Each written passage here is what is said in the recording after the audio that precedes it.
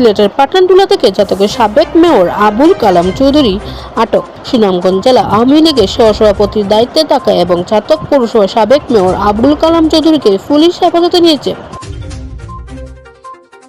আজ দুপুর 12:50 সিলেটের তারাপুর চা বাগান এলাকা থেকে জালালাবাদ থানার একটি দল তাকে আটক করে। পুলিশ জানায়, বৈষম্য বিরোধী আন্দোলন সংশ্লিষ্ট 06/24 নম্বর মামলার সূত্র ধরে তার বিরুদ্ধে গ্রেপ্তারি কার্যক্রম সম্পন্ন করা হয়েছে। আটকের পর তাকে সিলেটের আদালতে সুপর্দ করা হয়। জালালাবাদ থানার তদন্ত কর্মকর্তা মোহাম্মদ তারেক গ্রেপ্তারের বিষয়টি নিশ্চিত করেন। চাতক পৌরসভার সাবেক মেয়র আবুল কালাম চৌধুরী সম্পর্কে সংক্ষেপে জানা যায়, তিনি সুনামগঞ্জ জেলা আওয়ামী লীগের সহসভাপতি পদে দায়িত্ব পালন করেছেন।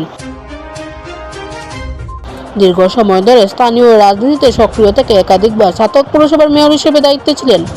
মেয়র হিসেবে দায়িত্ব পালনকালে পৌর এলাকার অবকাঠামো, সড়ক ব্যবস্থাপনা, ড্রেনেজ ও নাগরিক সেবার উন্নয়নে কাজ করেছেন বলে স্থানীয়দের মধ্যে পরিচিত। তিনি আওয়ামী লীগের রাজনীতির সঙ্গে ঘনিষ্ঠভাবে যুক্ত ছিলেন এবং বিভিন্ন দলীয় কার্যক্রমে সক্রিয় ভূমিকা পালন করেছেন। সর্বশেষ সময়ে বৈষম্য বিরোধী আন্দোলন সংক্রান্ত একটি মামলায় তাকে গ্রেপ্তার করা হয়েছে। সালমা ইসলাম, দেশ 24 লাইভ, সিলেট।